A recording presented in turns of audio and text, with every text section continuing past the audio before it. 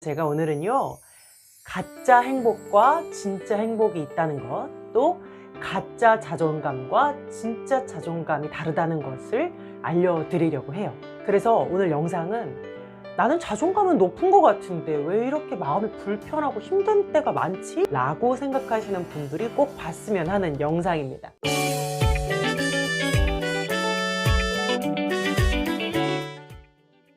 먼저 가짜 자존감은요, 내가 뭐든지 할 수 있을 것 같은 느낌을 가져요. 이런 걸 과대성이라고 해요.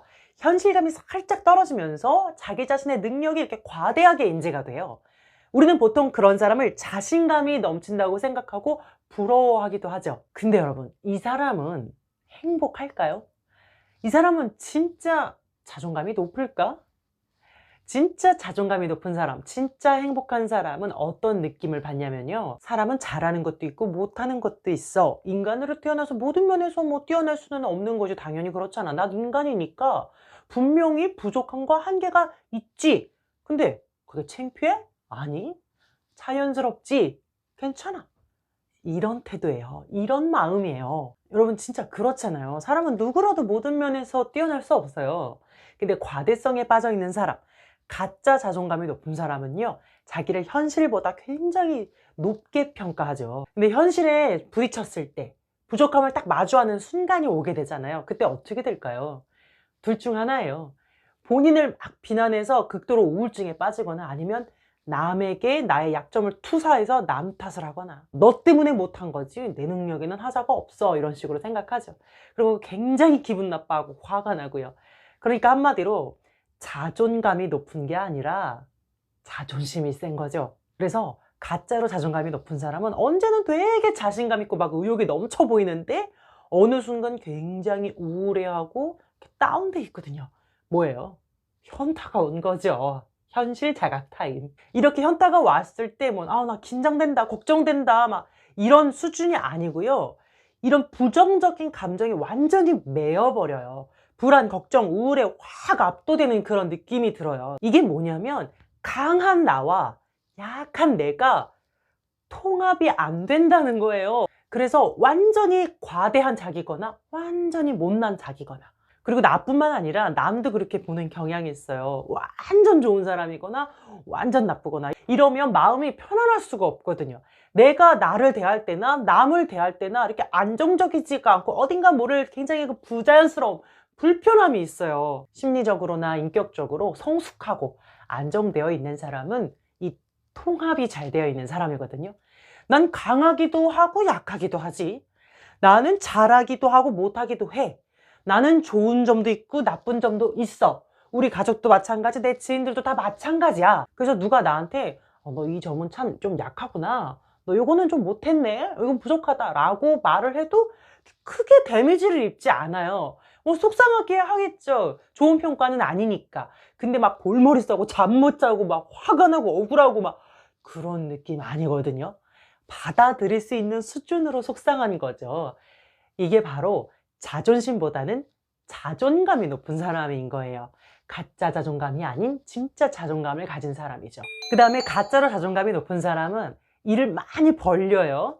과대성의 영향으로 실제로 일을 많이 벌이는 것도 있고, 또 그런 게 아니더라도 이렇게 충동 구매를 많이 한다, 좀 이렇게 외향적인 성향이라면 이 사람 저 사람 마구마구 막 약속 잡고 계속 전화하고 연락하고 카톡 보내고 막 계속 그렇게 합니다. 그래서 삶이 되게 분주해요. 하는 일이 많아요. 근데 이렇게 사람 만나는 걸 즐기는 성향이 아니라면 워커홀릭, 일중독이 될 확률이 높죠. 가짜 자존감, 가짜 행복을 느끼는 분들은 진정으로 어떤 편안하고 깊이 있는 인간관계가 별로 없어요. 그래서 그런 관계의 에너지, 그런 친밀감의 에너지를 일에다 쏟는 거예요.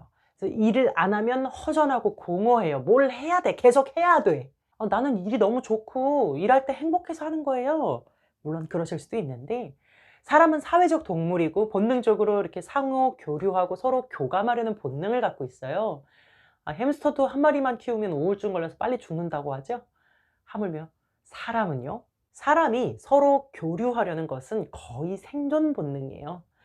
근데 관계가 단절되고 일만 한다는 건 내가 마주하지 않으려는 어떤 결핍이 있다는 걸 보여주는 반증일 수 있어요. 반면에 진짜 행복을 느끼는 사람은요, 죄책감 없이, 초조함 없이 편안하게 쉴 줄 압니다.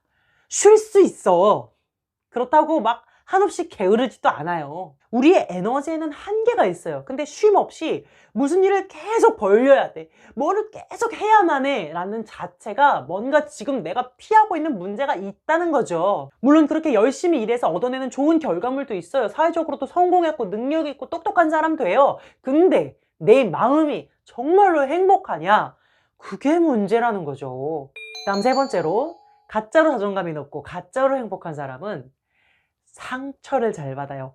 한마디 말에, 작은 반응 하나에, 표정 하나에, 이모티콘 하나에, 이모티콘 넣냐 뺐냐, 응? 그거 하나에다가 온 우주의 의미를 담아.